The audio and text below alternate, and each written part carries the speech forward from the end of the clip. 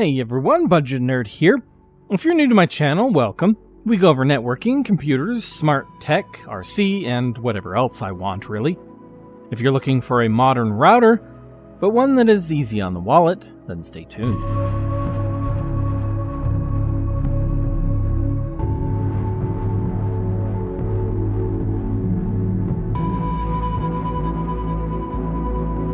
This is the Speedefy, I'm pretty sure I'm saying that right, AX1800.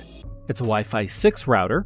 It boasts a 1.5 GHz quad-core processor, faster connectivity.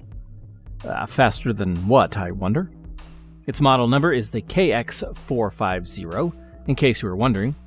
Here are some more specs for you super nerds.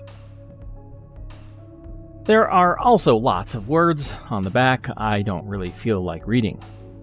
This router clocks in at $80 or a bit less with the ever-present Amazon coupon. Checking out the router, it looks neat. The antennas seem to stay where you put them, but the whole thing doesn't feel very premium, and it's mostly because it's very light and it has a very hollow feel as you handle it. However, it doesn't feel delicate or anything like that. You can see in these FCC photos of the inside, the PCB is small, and there's a lot of empty space on the inside. Also, the antennas are not removable. On the back is the power port, reset and WPS buttons, WAN port, and 4 LAN ports. Pretty typical of a budget router, but you do not get any USB ports. Finishing off the box, you also get the power adapter and a white ribbon Ethernet cable. As far as looks go, it's trying to mimic that crazy angular look some of the more modern high-end gaming routers go for.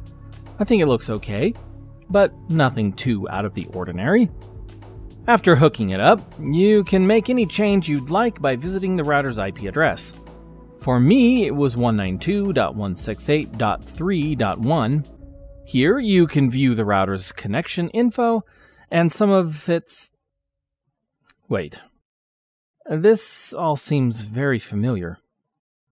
If you look at the Rockspace router that I reviewed a little while ago, and the Tenda brand that it piggybacks on, they have the same interface. This interface is fine, and for the price, you do get some decent options, but clearly several companies use this same UI or canned firmware or software to save money.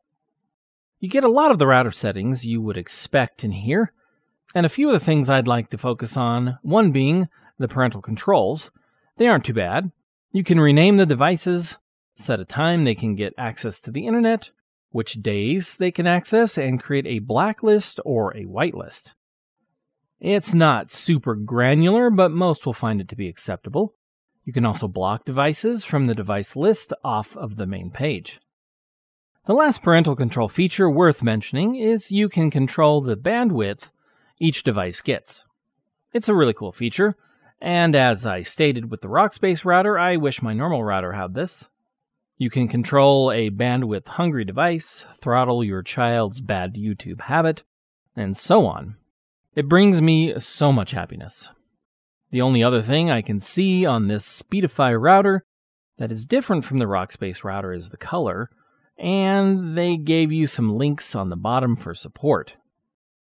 As far as issues, we really only had a potential one. When parental controls were turned on for some of the devices, we saw some other devices that didn't have parental controls on act like they did. After a little testing, everything checked out, so who knows.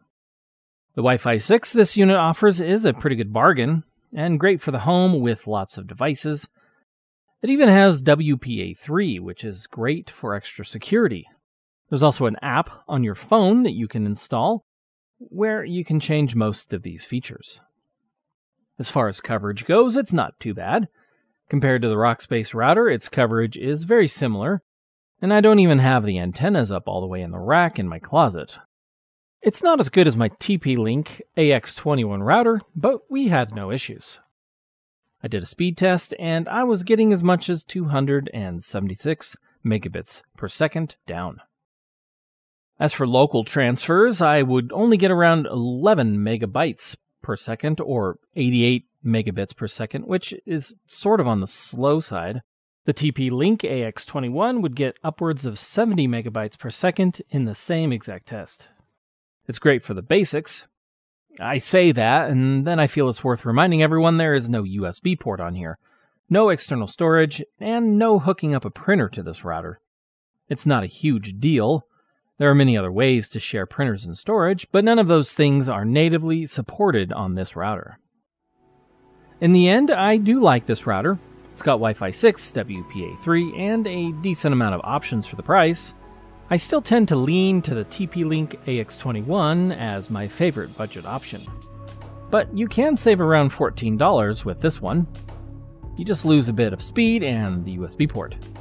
If you're on a tight budget, the Speedefy AX1800 looks to be a good option. Link below if you want to check it out. And that appears to be the end of this script, so I guess I'll stop talking.